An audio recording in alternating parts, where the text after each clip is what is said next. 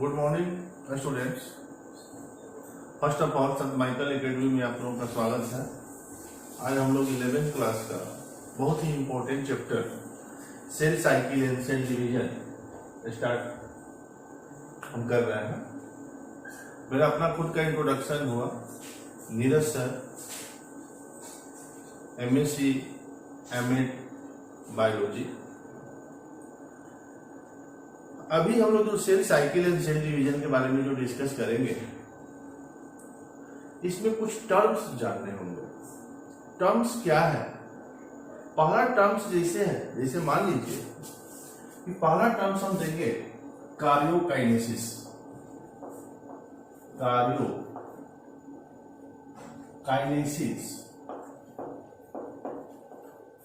कार्यो का अर्थ होता है न्यूक्लियस एंड काइनेसिस का अर्थ होता है डिवीजन।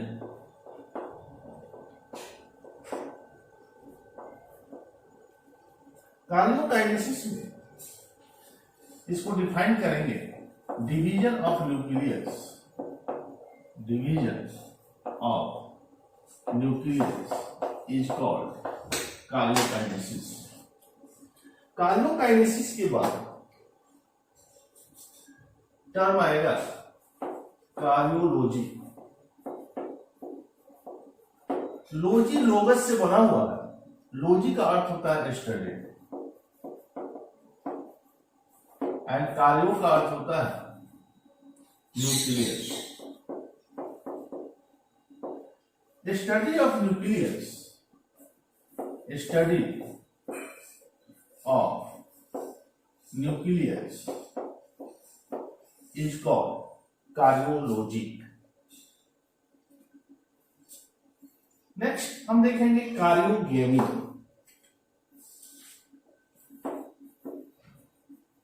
कार्योगेमी, गेमी जहां पे आएगा वहां पे हम देखेंगे फ्यूजन। फ्यूजन टर्म का यूज करेंगे। Fusion of nucleus is called fusion of nucleus is called कारियोगेमी। एक टर्म और आएगा आपको यहां पे सीन कार्यों।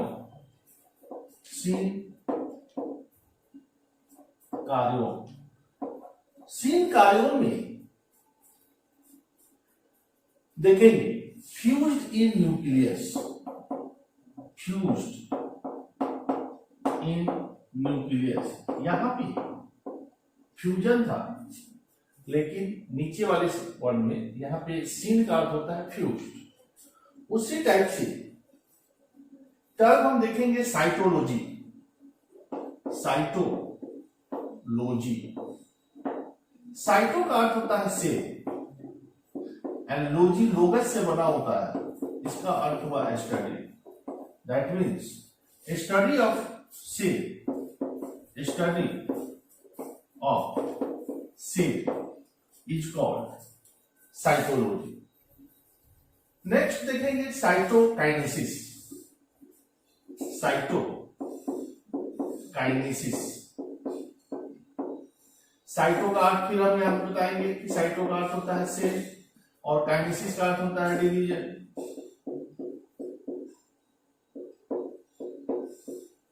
Division of cell, division of cell is called cytokinesis. और एक टर्म आएगा प्लाज्मोगेमी। प्लाज्मोगेमी, प्लाज्मोगेमी को हम डिफाइन करेंगे। Plasmogamy, plasmogamy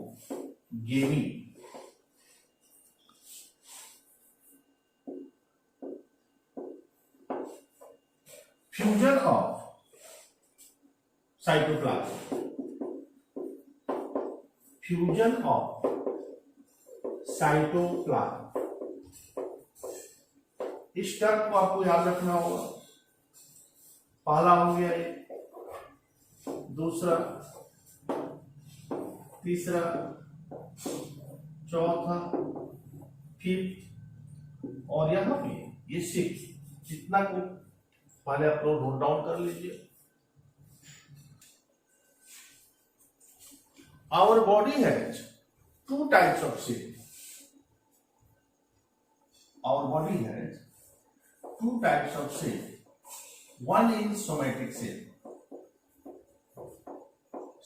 cell, and other is germ cell.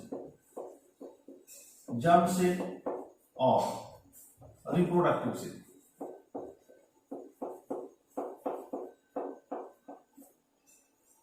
Somatic cells present in all over the body,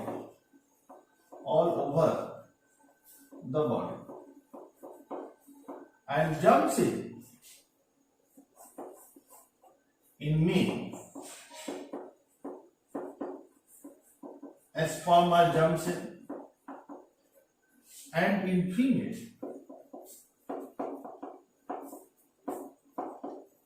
ovum or germ cell. ये हम लोगों का बेसिक कंसेप्ट है कि जर्म सेल क्या होता है, जर्म सेल कहां पाया जाता है, सोमैटिक सेल क्या है। बॉडी का पार्ट कहीं से कट जाए तो फिर कुछ समय के बाद वो ठीक हो जाता है। कभी किसी को घाव हो जाता है, वो घाव ठीक हो जाता है, उसका हीलिंग का काम ही सोमैटिक सेल करता है। और जर्म सेल मदर फादर का कैरेक्टर बच्चों में जो ट्रांसफर होता है इस जर्म सेल के द्वारा ही ट्रांसफर होता है। इसमें जो भी एनसीईआरटी के अकॉर्डिंगली हम देखेंगे कि बैक्टीरिया जो है, बैक्टीरिया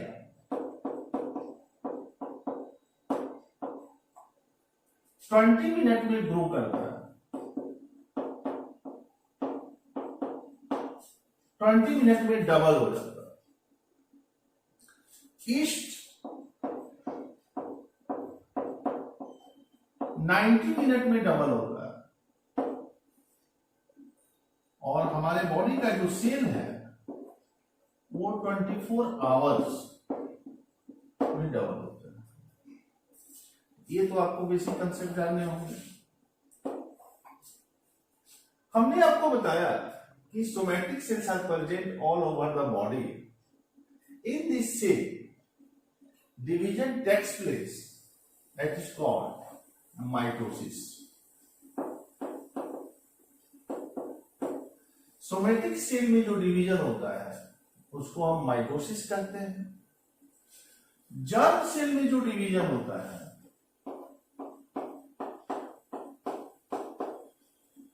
उसको हम मियोसिस कहते हैं।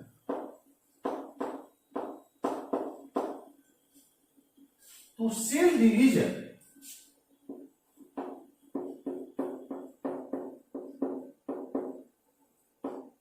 दो तरह का होता है।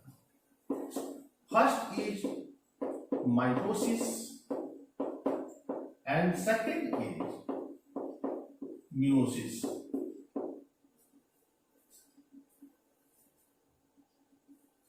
सबसे पहले हम माइटोसिस के बारे में डिस्कस करेंगे कि आखिर माइटोसिस होता क्या है। माइटोसिस प्लांट के किस पार्ट में माइटोसिस डिवीजन होता है और प्लांट के किस पार्ट्स में मियोसिस डिवीजन होता है।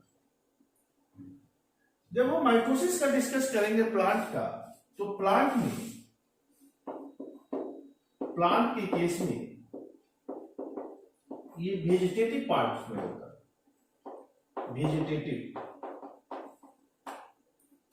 वेजिटेटिव पार्ट में आ गया root, stem, leaf, all are vegetative part. And in animals के केस में हम देखेंगे all over the body,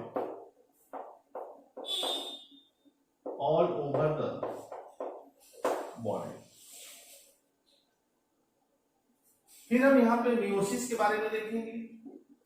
meiosis plants के केस में फ्लावर्स में होता है और एनिमल के केस में ये जर्म सेल में होता है।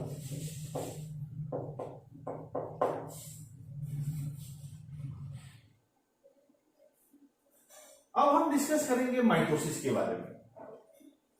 माइटोसिस होता क्या है,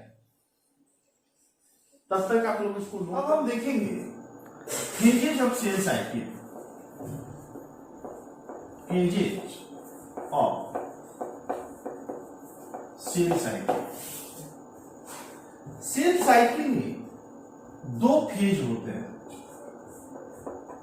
एक फेज होता है इंटरफेज और दूसरा होता है mitotic phase. Mitotic phase, interphase और माइटोटिक फेज, इसको समझने के लिए सबसे पहले हम लोग डायग्राम देखेंगे।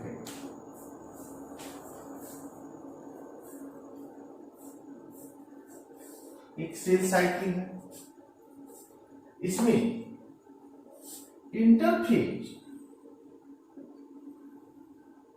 एक बड़ा फेज है, ये यहां से लेकर एक टोटल इंटरफेज हो।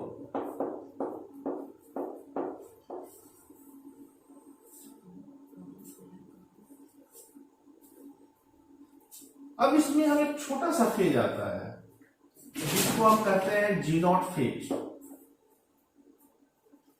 फिर उसके बाद G1 फेज आता है, फिर S फेज आता है और फिर यहां पे G2 फेज आता है। How many phases in interphase? G0 phase, G1 phase, S phase and G2 phase. And ये जो आप गैप देख रहे हैं, ये गैप है माइटोटिक फेज। Mitotic phase. तो इंटरफेज,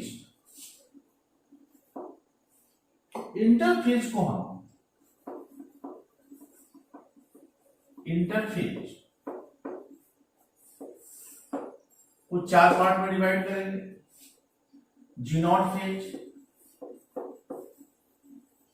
G0 फेज को हम इनएक्टिव फेज भी कहते हैं।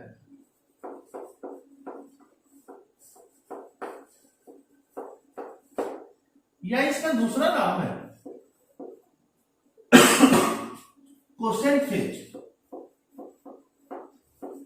कोसेंट फेज ये मेटाबॉलिकली इनएक्टिव फेज होता है और इसका ज्यादा काम बॉडी में नहीं है। इसका काम कहां पे है?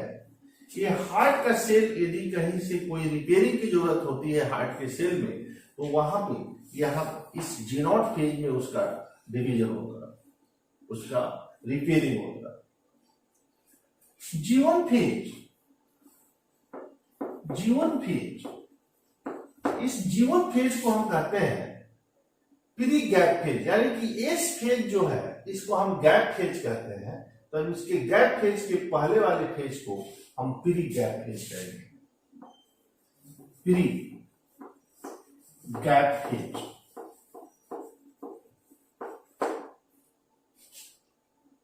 Next is S phase. S phase को हम गैप फेज भी कहते हैं या सिंथेसिस फेज भी कहते हैं।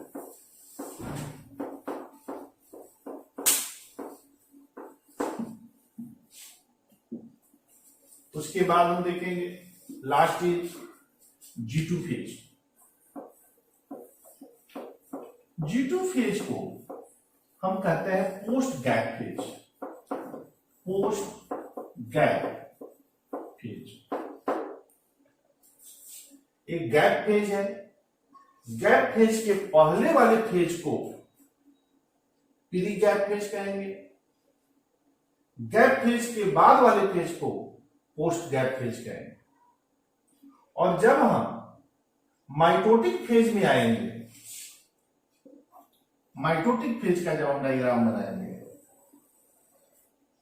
तो इस माइटोटिक फेज में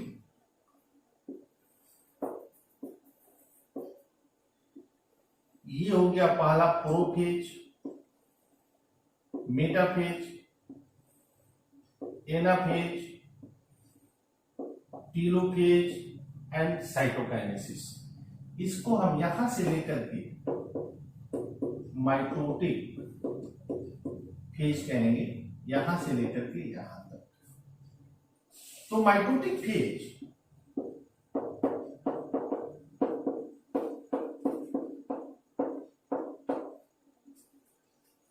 माइटोटिक फेज को कितने पार्ट में डिवाइड किया गया है, खुद से काउंट कीजिए। 1 2 3 4 एंड 5। पहला first is prophase, second metaphase, third is anaphase, fourth is telophase and fifth is cytokinesis.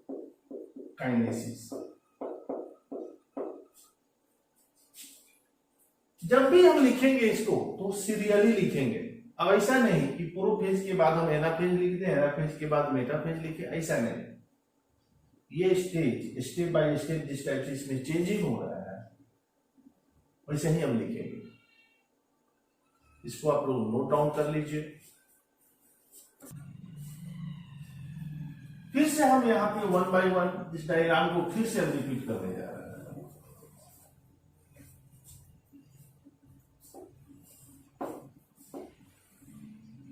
Mitotic phase,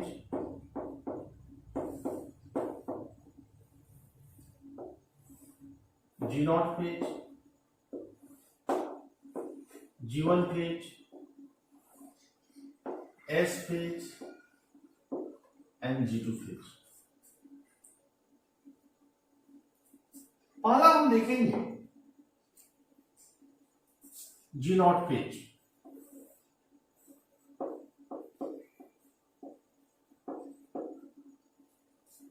इसको क्वोशिएंट फेज भी कहेंगे।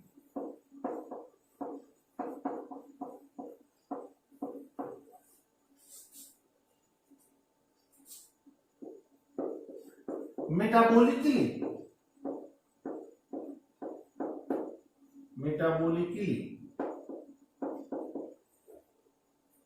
इनएक्टिव फेज,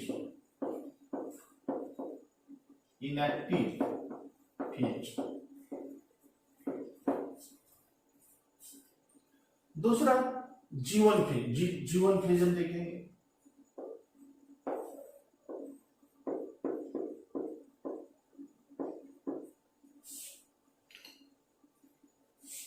इसको कहेंगे प्री गैप फेज।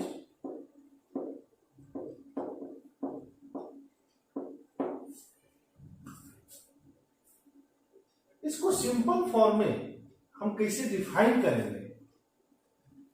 यहां पे डिसीजन करने की कैपेसिटी G1 के पास है, ये डिसीजन देता है। तो सबसे पहला पॉइंट हम लिखेंगे synthesis of RNA and protein. ये synthesis of RNA and protein हम G1 फेज में भी लिखेंगे और G2 फेज में भी लिखेंगे। और ये इसका मेन काम क्या है? Decision of cell division, decision of cell division takes place.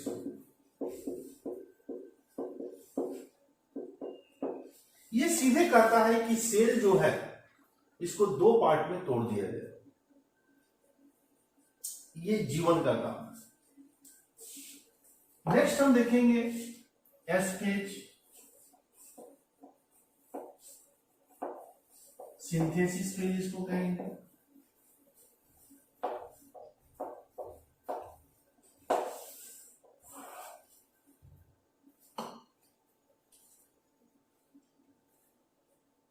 इसको हम रिप्लिकेशन फेज भी कहेंगे। Replication of DNA takes place.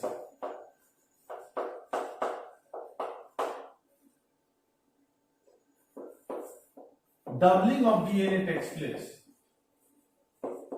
Doubling of DNA. एक सेल जो है, एक सेल ये एस फेज में आकर के दो सेल में चेंज हो जाता है और इसमें जो भी डीएनए का अमाउंट होता है वो डबल हो जाता है एस फेज में। और ये लार्जेस्ट फेज इंटरफेज का सबसे लार्जेस्ट फेज है।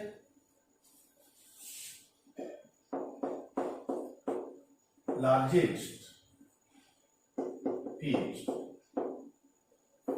Of interphase. And next is G2 phase. G2 phase में G2 फेज को हम कहते हैं post gap phase. Post gap phase यहां पे किसी भी चीज का प्लानिंग बनाया जाता है। ये प्लानिंग बनाता है, जीवन डिसीजन देता है, लेकिन G2 जो है ये प्लानिंग बनाता है। तो पहला पॉइंट लिखेंगे सिंथेसिस ऑफ जो यहां पे लिखे हैं उसी को उतार देना है। RNA and protein.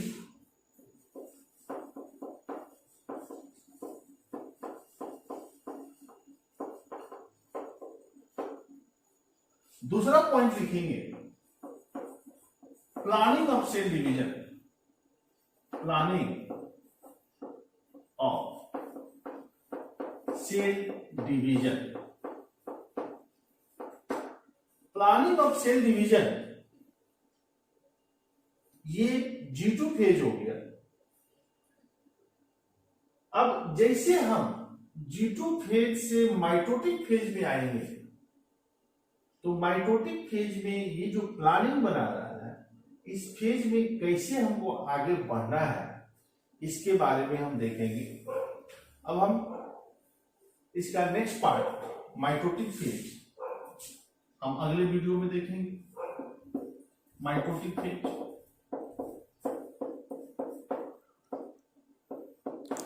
हम नेक्स्ट वीडियो में देखेंगे। तब तक के लिए धन्यवाद।